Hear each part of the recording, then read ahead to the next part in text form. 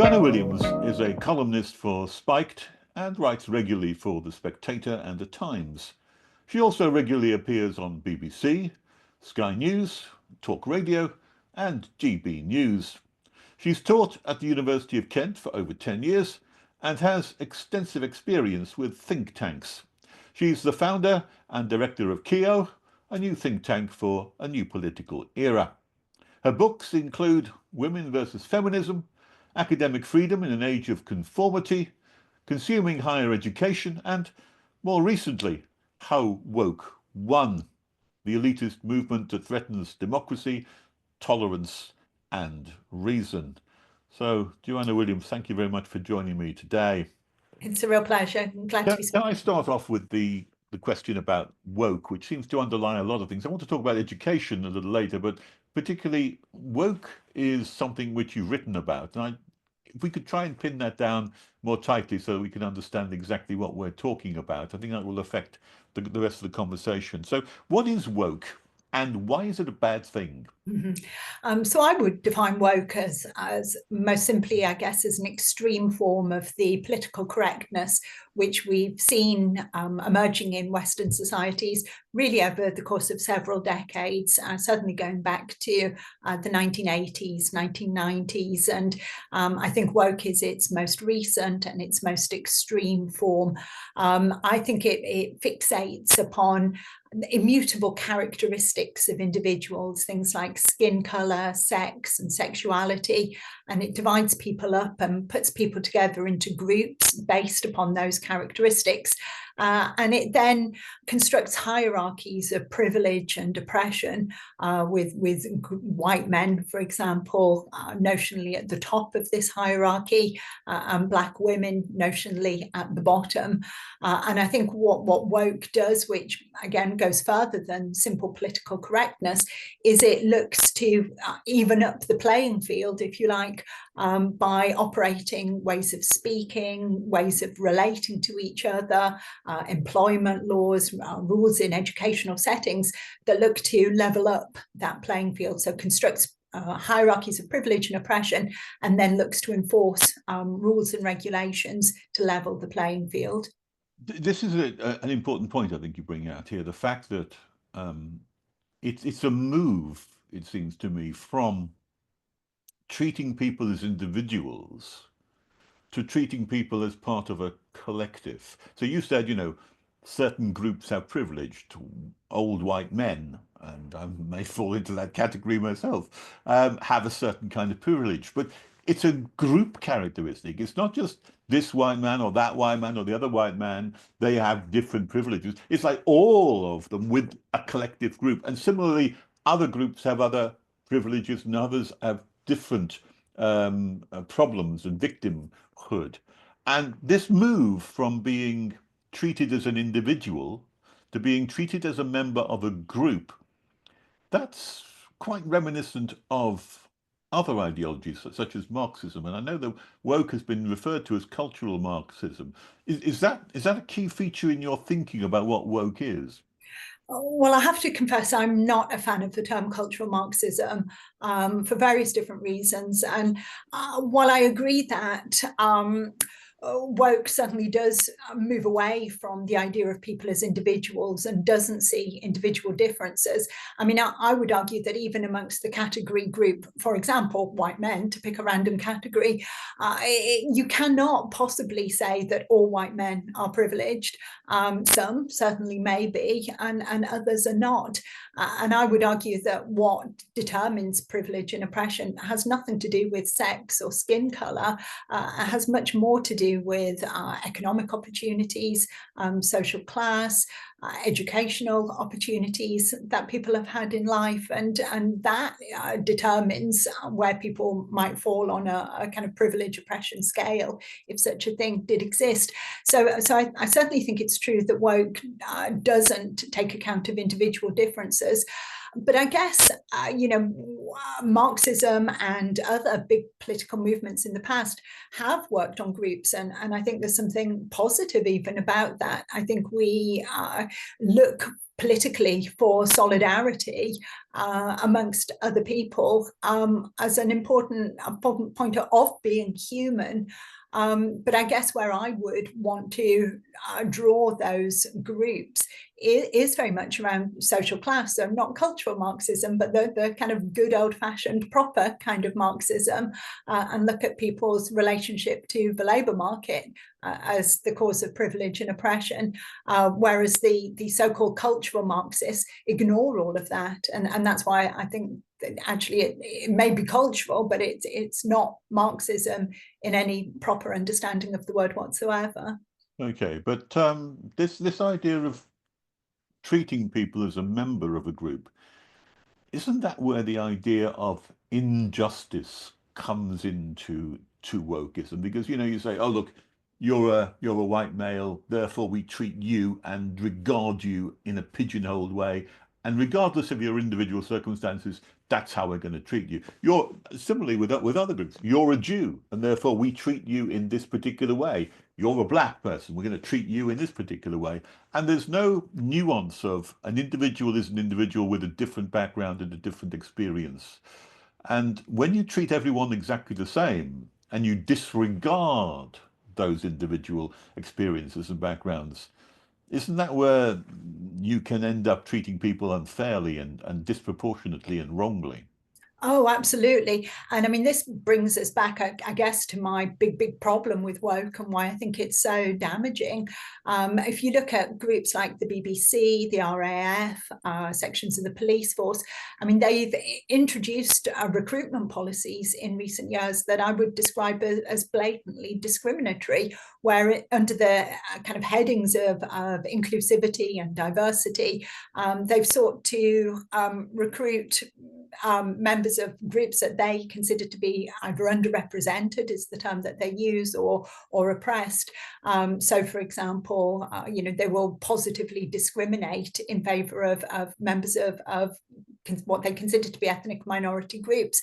But I think this is highly prejudicial, discriminatory in two different regards. I mean, one, perhaps most obviously, it does discriminate against white working class boys, for example, who growing up on council estates, perhaps in towns in the north of England, you know, maybe lack an awful lot of opportunities and would really appreciate having a route to get into the BBC, for example, or the RAF or the police force, and it's now a route that's closed down to them. But I actually think it's also really discriminatory, ironically enough, for members of those ethnic minority communities, because actually what's being said in an incredibly patronising way is you clearly wouldn't be able to get here off your own merits.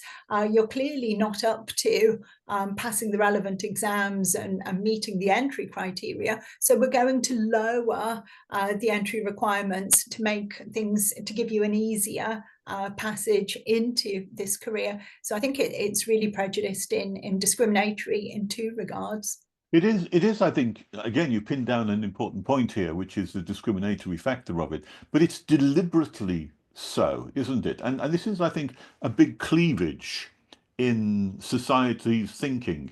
There are those people on the one hand who say there should be no discrimination, treat everybody the same, whether they're white, black, whether the colour blindness approach to things, or gender blindness or sex blindness, I would prefer to call it.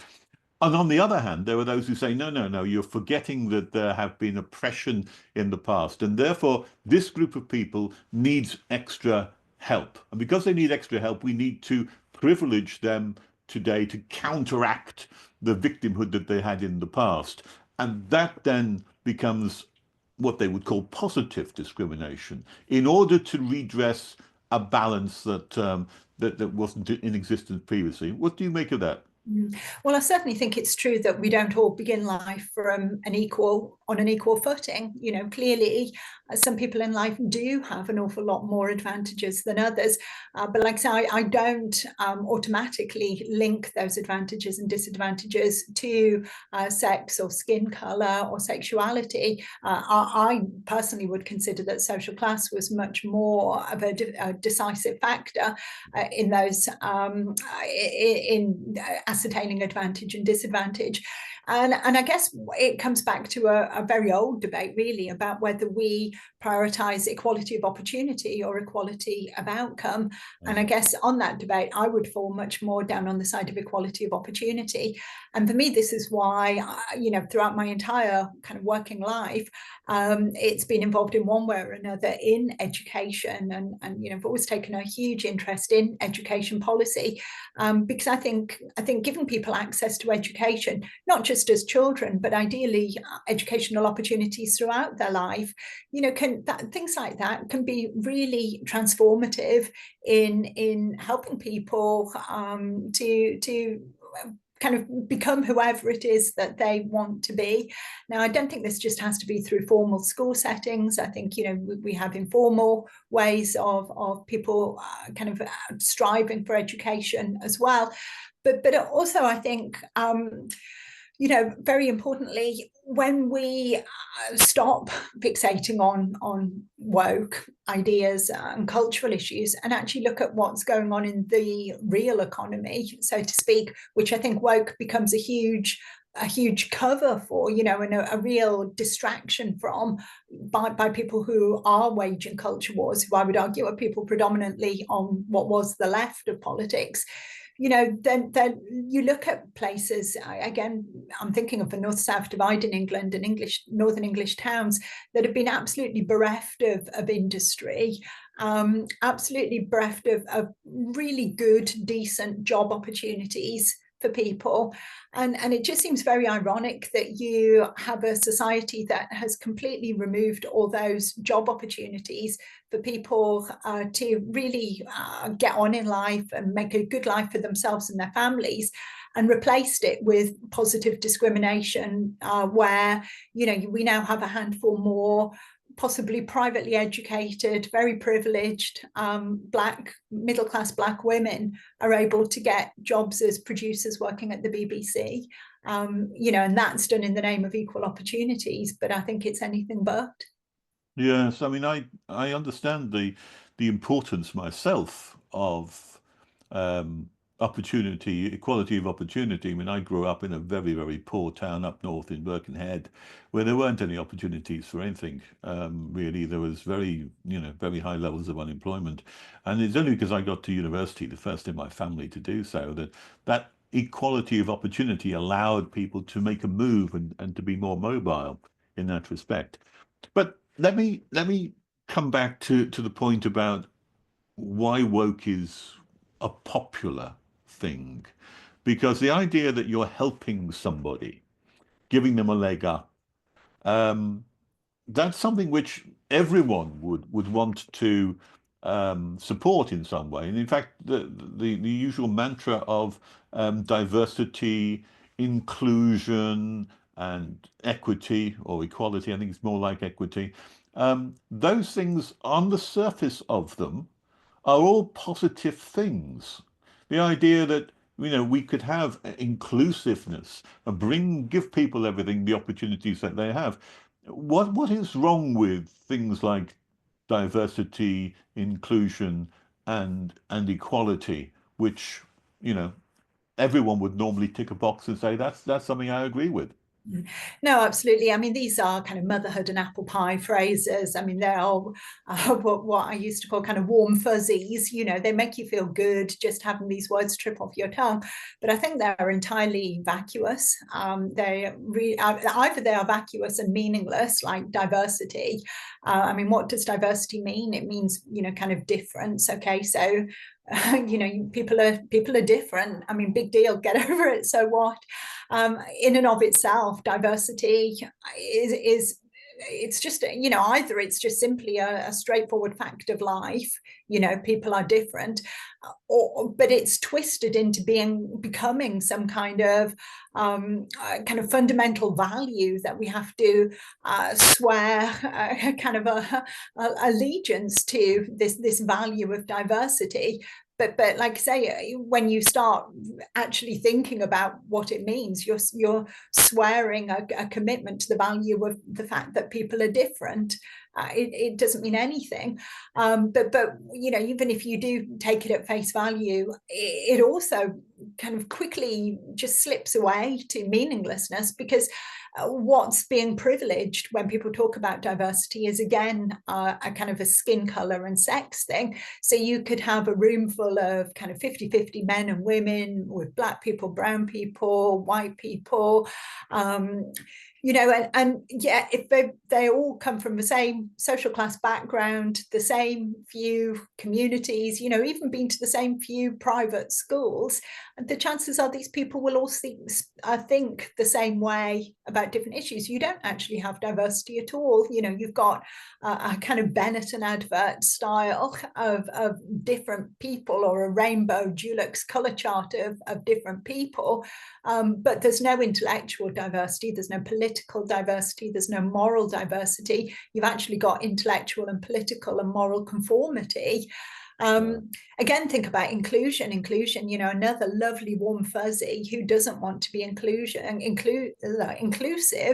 But again, it's a big fat lie, because as soon as you start talking about inclusion, you know, I immediately think of gender, of transgender. Well, if I'm to be inclusive by allowing transgender women, i.e. males, into women's toilets and women's changing rooms, I'm actually excluding a large group of women who may prefer to have single-sex spaces, perhaps women who've been victims of rape or sexual assault in the past, and perhaps women who just want the privacy, for whatever reason at all, of having that single-sex space. So inclusion is a word which often is just used as a cover for very ruthlessly exclusive practices.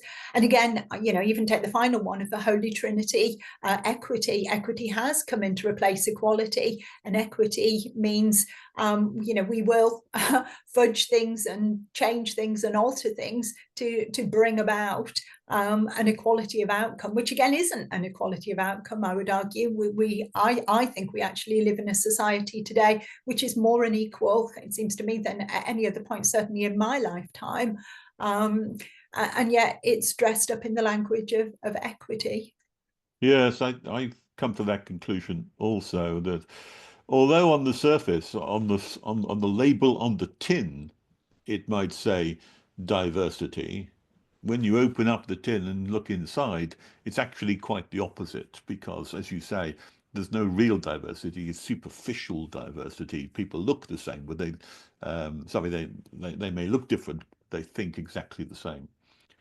Let me move on a little bit and ask, why is it then that this particular ideology, this ethical approach to the world, has been taken up so strongly, not just by individuals, but by corporations, by governments? I mean, you can think of companies like Gillette, Bud Light, all of those kind of things that have now, you know, Ben and Jerry, the ice cream manufacturers. And even I noticed Coutts the bank when I walk around the Strand somewhere.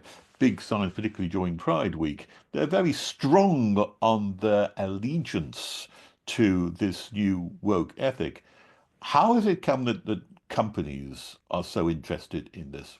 No, again, another good question. I don't think there's a straightforward answer. I think there are lots of different little answers that all contribute into a big picture.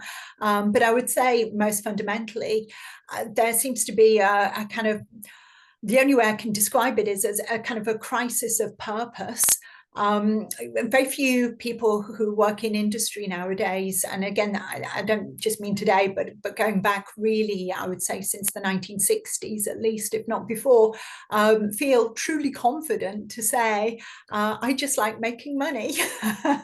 You know, my purpose in life is to make an absolute fortune. I'm a ruthless capitalist, and making large sums of money is the name of the game.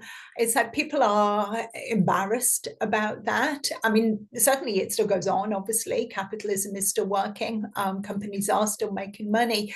But it's not considered to be a morally good thing, and it's not considered to be a reasonable end in itself. It's almost as if it's shrouded in a little bit of embarrassment.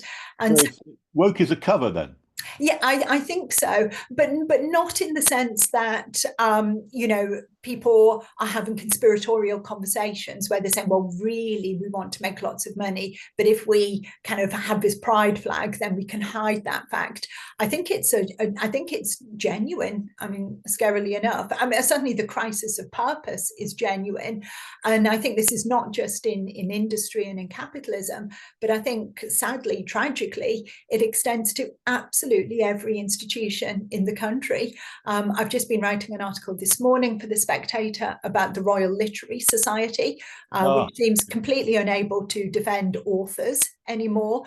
You've got schools that seem to have given up on the purpose of educating, universities likewise, hospitals that seem to struggle with having the purpose of healing the sick, police that seem to have a problem with catching criminals.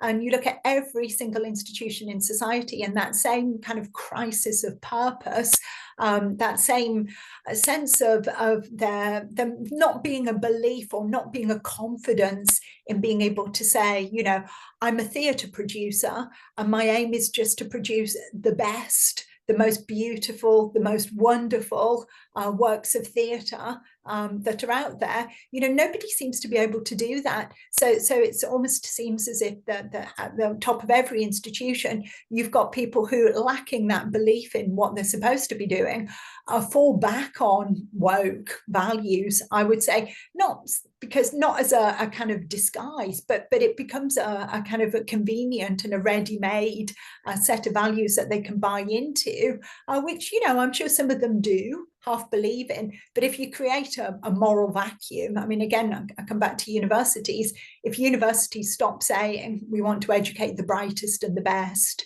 we want to pass on the best that has been thought and said, you create a massive moral vacuum at the heart of that institution. You can't have kind of hundreds of thousands of students and thousands of academics turning up for work without any sense of purpose. So suddenly, equity, diversity, inclusion, these provide the buzzwords that give people a sense of purpose. And I think some people come to genuinely believe in these principles. They genuinely think they're doing a good thing. Other people don't believe in them and are too cowardly to speak out. And there's a big group in the middle who just drift along because they think this is what kind of society demands nowadays.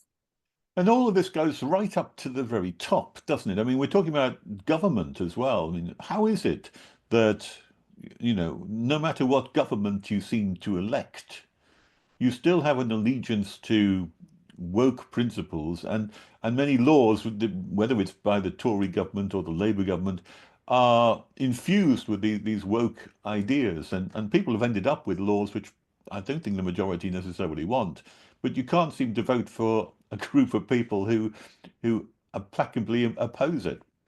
No, I think that's true. I think this is not necessarily something which has been worked out systematically in advance. I don't think there's a kind of a woke conspiracy or a woke handbook, but I think it's just lots of individual people making kind of small individual steps that just so happen to be in the same direction that ends up producing a system that very, very few people actually want or ever decided was something that should come about. But I think it does create a huge problem. But specifically in terms of politics, I do think at risk of sounding a little bit like a broken record, I do think the reason why we've got these issues in politics now is because of the end of class politics. Because if you think, at one point, I mean, for me, the Labour Party, the clue's in the name. The Labour Party, historically, from its origins, had very strong links with the working class, whereas it seems that, at least since the 1990s, they've been desperate to distance themselves from the working class. They seem to actually hold the working class in contempt. Even earlier than the 1990s, I would say, if you go and read George Orwell, he used to associate with socialists, and I think he made the comment that he couldn't understand what motivated them, because he realized that it wasn't that they loved the working class at all. It's just that they hated those who were in power, which is quite a different reason why they wanted power for themselves. They didn't like the working class even in Orwell's day. Absolutely. And so I think you're absolutely right. This has been going on for a long time. But I think when you've got politics that's completely devoid of class interest, and also I think we've got to put alongside this skepticism of the nation state as well, which is another point, that Orwell makes about having an upper class that completely hates its own country, would rather be associated with any country in the world than England, has contempt for its own country. I think when you've got a political class that is alienated from the working class of its own country and alienated from any concept of the nation state, I mean, not even alienated, but actively hostile towards the working class and actively hostile towards the nation state, then again, you create this kind of morally vacuous class of technocrats that really, I would say, disguise technocracy with dress up technocracy in woke values to kind of humanize it, and create some sense of moral purpose. But again, I don't. It's not as a systematic project. It's just that there's an absence of anything else really to believe in and to drive politics forward. Yeah, let's come to the issue of education now, because this is where the real worry is, it seems to me, because these woke values that we've been talking about, these have really taken over most of the educational systems in this country and in other countries too, right from primary school right the way up to universities. It's kind of endemic throughout the educational system. And that, of course, forms the minds of the next generation. What's your view on how that's occurred and what the consequences are?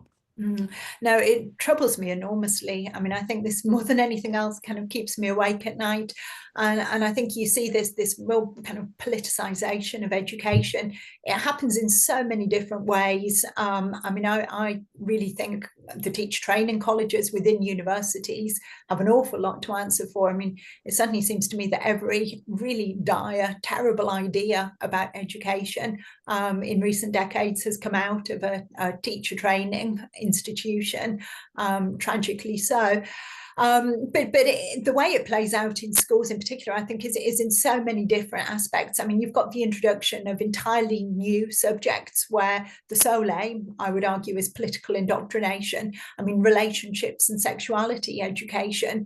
I mean, who are teachers to teach children about relationships? These are subjects without any academic basis. There's no, I mean, apart from don't beat people, there's no objective kind of right or wrong. This is the imposition of values onto a new generation, completely bypassing parents and families and communities, which were the traditional way in which ideas about people's attitudes and values towards things like food and diet, relationships, how to live a good life. That was a community, family were the places where those values were nurtured, and so schools are looking to usurp those traditional means of instilling values in people with artificial lessons like relationships and sex education, citizenship classes. So you've got that going on. Then you've got the rise of the activist teacher. Just before Christmas, it was in the news, a secondary school in London that was encouraging children to fast for Gaza. This is outrageous, politics coming into the school. But it's not just like one or two, wacky activists who have overstepped the mark. You have kind of charter marks for schools so they can sign up to be kind of carbon neutral schools or human rights respecting schools. And all of these kind of fair trade schools. My own son went to a fair trade school, and my worst day of being a mother, I had to make a fair trade hat for him to parade around in the school playground. And you're thinking, well, when is it going to be free trade week? When are they going to make posters advertising the benefits of free trade? When are they going to make posters advertising nuclear power stations and the benefits of nuclear power? Well, of course, you wait an awful long time because those things never happen. Then you get the assemblies with outside speakers, from groups like Mermaids and Stonewall, all coming into schools with, you know, open door, come in and indoctrinate 1,000 children here in one fell swoop. And it's really disgusting. But then, I mean, I think what upsets me most of all about any of this is you've actually got the bastardization of academic subjects. So you've got English literature, history, you know, the actual core of what education should be about, the school curriculum itself being twisted and shaped to remove, again, the best that has been thought and said, which I think should be the driving principle, or, you know, what's kind of objectively verifiable when it comes to science lessons, and to replace that with a highly politicized and partial view of the world. You know, all these things come together to create an education system which I think is far more about indoctrination than education. The best that's been thought and said, is that Matthew Arnold. Yes, I thought as such. How has all this come about, Joanna? I mean, what is this? Is this a deliberate a plan like the Gramsci slow march through the institutions, or is it more haphazard? How has it happened? No, I definitely think it's more haphazard. And again, I think it goes back to at least the 1960s. And I think before anything kind of came in, again, you've got this hollowing out. I mean, you can even go back further than the 1960s. You could go back to, I mean, easily to Dewey and the 1920s and the rise of progressive education. The idea that nothing is kind of objectively worth passing on to children. There's no kind of cultural inheritance that you need to pass from one generation to the next. Instead, education should be focused on, should be child-centered, should be focused on the needs of the child. Well, as soon as you make the child rather than knowledge the basis of education, you start essentially from a blank slate. And I think the big problem with that, I mean, there's so many problems with that, but one problem I would say is that you bake inequality into the education system, because you know, if you look at kind of Bourdieu's ideas around kind of cultural capital, you know, what you do is essentially you say children who arrive at school with high levels of cultural capital, that becomes the starting point for their education. And children who are unfortunate enough to arrive at school without those high levels of cultural capital, you know, you start where the child's at. So, you know, you teach them things which are a horrible word, and I think something which has really poisoned education, this concept of relevance. You know, so you decide that what's relevant to the middle class kid is more theatre trips and museum visits and Shakespeare and Dickens and the Brontes, and you decide that what's relevant for the working class kid is, you know, a bit of car mechanics, perhaps if they're lucky, you know, some lessons in healthy eating and consent. And it's horrible and it's patronizing, but you bake that inequality in through child-centered so-called progressivism. And then you spend the rest of the time then kind of, in theory, leveling out this inequality that you've already baked in through politicizing the rest of education, making its driving purpose kind of social mobility or social inclusion, rather than the passing on of child's cultural inheritance.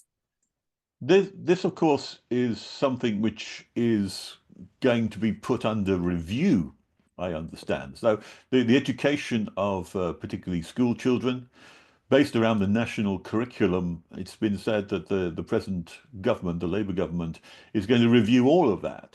Does that give you any further hope that it might be addressed?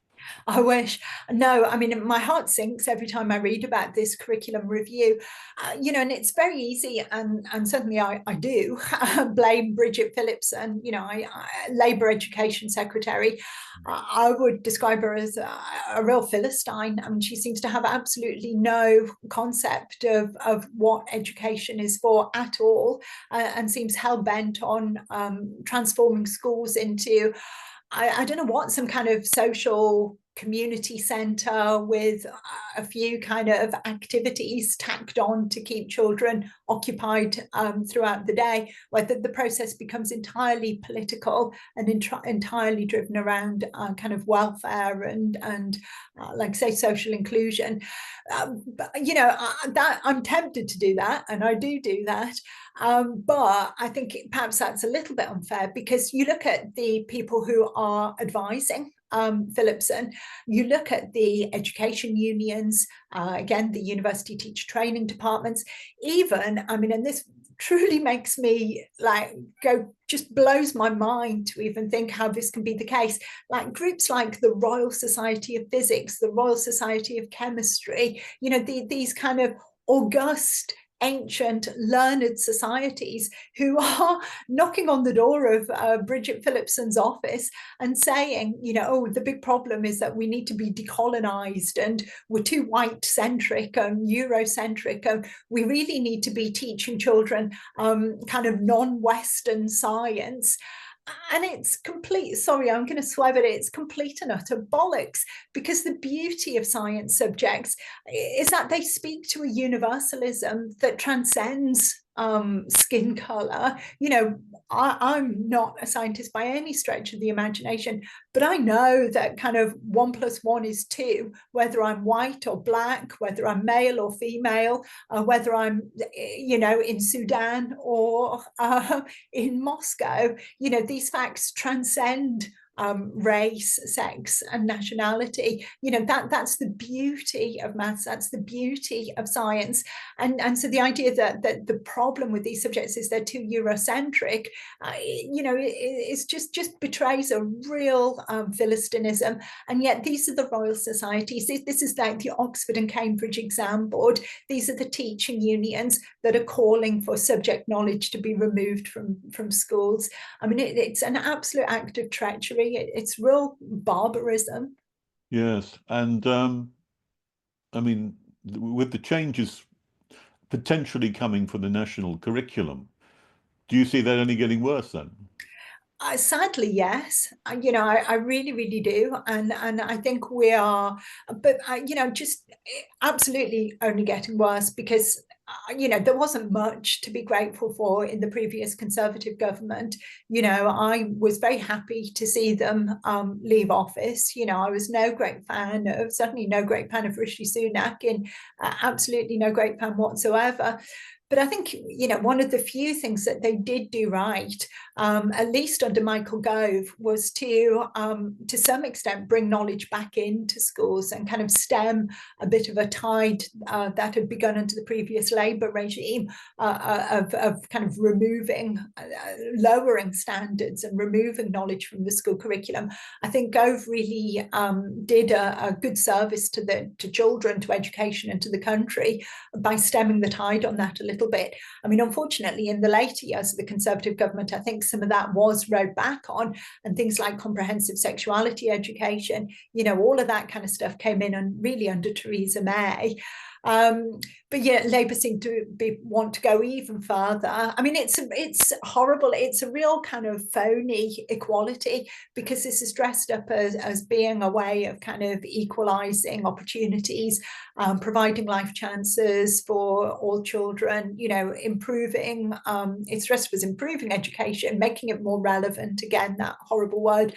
You know, my life experience is very, very similar to yours. You know, I grew up in Middlesbrough. I would not be sat here talking to you now if it wasn't for great schools, great teachers, and the education that I was lucky enough to have received. And it just seems to me that for all Labour's dressing this up as kind of making it more relevant, more hip, more appropriate to young people in the 21st century, I just would struggle to see how a child growing up in Middlesbrough today could receive a decent enough education that, never mind let them get on in life, but just to, because I don't really think that is the purpose of education, but just to personally expand their mind, you know, just to be able to think differently about the world, to have that kind of cultural enrichment that makes life so important. I think that's one of the most important jobs about university. But I remember that the new education secretary first came into my notice when she decided that she would put on hold the act which would introduce freedom of speech legislation to enable the universities to operate in a freer environment, and decided that wasn't necessarily a good thing. Well, what's your view on academic freedom at the moment, and where are we with that? What's the status report on it? I think, unfortunately, we're in a dire state with academic freedom as well. I mean, it's emerged, I think, even just at the weekend, that Bridget Phillipson had put plans in place to drop this bill, even before, Labour had won the election, when it looked likely that they would be victorious. I think one of her first plans was to drop this bill. I think it's totally despicable that they're using anti-Semitism and a worry about offending Jewish students as the justification for withdrawing it. I think that's absolutely shameful and just a very, very cheap and manipulative political point scoring exercise that Phillipson's engaged in there. I mean, clearly the decision had been taken that this was not something that this academic freedom bill was not something that universities wanted to engage with. I think it's, they must have recognized that this, if nothing else, I think comes into conflict with two big things that are going on in universities right now, both of which are an attack on academic freedom. The first is the rise of the EDI department, which I think has become hugely powerful. And if I was in charge, I would absolutely row back on. I mean, they've kind of emerged out of human resources, but they seem to have grown, and they justify, these people have a kind of very well-honed capacity to justify their own jobs, and justify their own jobs by constantly arguing that there's a need for more and more recruitment, to the extent where I think each academic now has their own EDI officer kind of following them around and monitoring them individually. It wasn't quite so bad, I'm pleased to say, in the university. I've just retired from them this year, but I have to say that Bournemouth University, where I was not quite so bad on this. It's actually getting a little bit more tuned into EDI and that, but we'll have to see how that goes. In terms of free speech, then, and particularly this free speech, where do you stand on free speech? Would you call yourself a free speech absolutist in the Elon Musk approach, or do you think there are certain limits on free speech that they should have?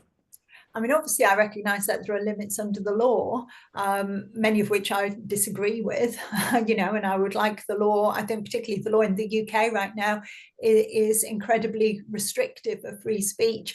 But yeah, I would describe myself as a free speech absolutist. Well, that's three of us that I know now, then. Elon Musk, yourself, and myself. I mean, I'm very comfortable with that label. I don't have a problem with it at all.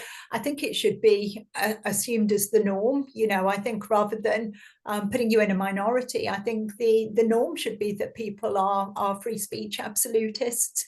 And I think particularly to be a university where I don't see how you can be a university where academic freedom isn't the norm, isn't the most respected value.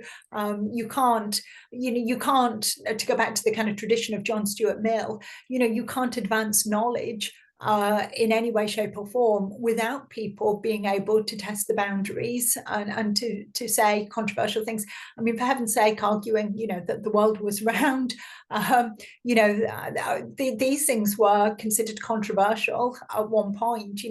Everything that we now take for granted as a kind of accepted scientific norm pushed the boundaries of a religious outlook on the world at one point. And if it wasn't for academic freedom, more just than academic freedom, if it wasn't for the right to offend, to say things, to challenge, for example, the theory of creationism, we wouldn't even have theories of evolution if we weren't offending. I mean, picking up that point about the right to offend, we seem to have lost that, particularly in the light of hate speech or hate laws. We have a number of hate laws. We even have non-crime hate indicators. These are, Incidents. yeah, these are things which are closing down debate and speech, and claiming that offence is something which we shouldn't tolerate. What's your view on that? Yeah, well, I think that's absolutely true, and I think the law really leans into this. But it's obviously not just the law; it's a kind of over-interpretation of the law, which comes from, like you said, these non-crime hate incidents. The police are rushing around looking for things like that to investigate, but also it is a cultural phenomenon, not just legal, but cultural phenomenon that seems to have really run amok within institutions like universities, where causing offence is seen as a really unforgivable crime nowadays, and it it's just seen as not something that you should ever do, and the idea that actually you may need to offend people to say truth, to speak the truth, or that the truth itself may be considered offensive by some people, but that shouldn't mean that you are not allowed to say it.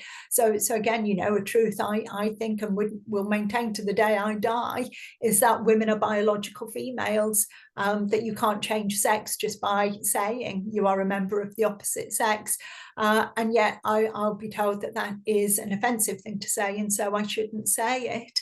Well, you can't have biological research, you can't have scientific advance if we're not able to say these most basic truths offend people. Again, there's a good big bifurcation in society, isn't there, between those people, it seems to me, who put the truth as the priority and those who put non-offense as their priority. And these two are often in conflict, and you can't easily have both. We're rapidly approaching the end of our time together, Joanna. I just wanted to ask you one last question, if I may, and that is to look towards the future a bit. Your book, the last book you had, Woke as One, is very pessimistic in its title, at the very least. So, I mean, has woke really won? And are you pessimistic about the future? No, I'm not pessimistic about the future. And I think if I was, I wouldn't carry on writing and reading and engaging in conversations like this. It's precisely because I think the future is up for grabs, and you can change attitudes and values, and you can change the whole direction of society, that I believe in engaging in the world, in the public sphere, to try and impact and shape debates. But I chose that title, How Woke Won, quite deliberately, because I think that people who are heading up these institutions, who have introduced a lot of woke ideas into society, they like to pretend that they are part of an oppressed group themselves, but they are a kind of oppressed minority who are just kind of fighting a rearguard action, for kind of equality and diversity, because these are kind of oppressed values. And I think actually just pointing out, no, you are the dominant, this is the dominant force in society, I think is an important, or felt certainly at the point at which I was writing the book, that was an important thing to do. But I think also really to kind of drive home the stark reality, to kind of everybody, that I think, certainly at the point at which I was writing, that woke had won, in the sense of, this is the dominant value within every public institution in the UK right now. I, from the Church of England through to, like I said, the Royal Literary Society, to Gillette, to Ben and Jerry's ice cream, all these institutions we've already mentioned, I struggle to find one institution that is not dominated to the Conservative Party. The Church of England, I find most surprising out of all that list, because if you sit down and really think about it, the woke values are inimical to the Christian values, and yet they seem to think that they can hold them together in some kind of amalgam, but I can't see how that happens. But well, again, I think, it comes down to this crisis of purpose. I think we have, certainly with Justin Welby, who I know has only just stepped down, an archbishop who actually doesn't really, dare I say it, may God strike me down, doesn't seem to have a huge amount of faith in God or a huge amount of reverence for the Bible, and standing in the pulpit, espousing the importance of turning down your thermostat and going carbon neutral and not offending LGBTQ plus people becomes far more easy in many ways than espousing the word of the Lord, I say as an ex-Catholic. Has woke values triumphed? Has woke won simply because the church has failed to present the values properly? Is it partly the fault, or maybe wholly the fault of the church in not providing a better alternative? And certainly if you're talking across the whole of society, I don't think so. But I to kind of clarify, I guess, what I was arguing in the book, I think I would draw a very important distinction between the institutions of our society and the elite who run those institutions and the kind of mass of the population. Because even though I think woke has won, as in it's the dominant view of the kind of the elite group in society and the institutions, I don't think it's won over the mass of the population. And I think whenever woke comes into contact with the public, it does not survive. You see that in the rise of populist parties around the world. You see it in the rise of reform in the UK, Trump's electoral victory in the US. Whenever people are given a choice about anything, whether it's renaming streets, removing statues, whatever it might be, the public say no. The public en masse have rejected this ideology. And I think the problem is at the moment, you've got a kind of a political class and an elite group that run the institutions that all kind of have a homogenous view of the world that they share into.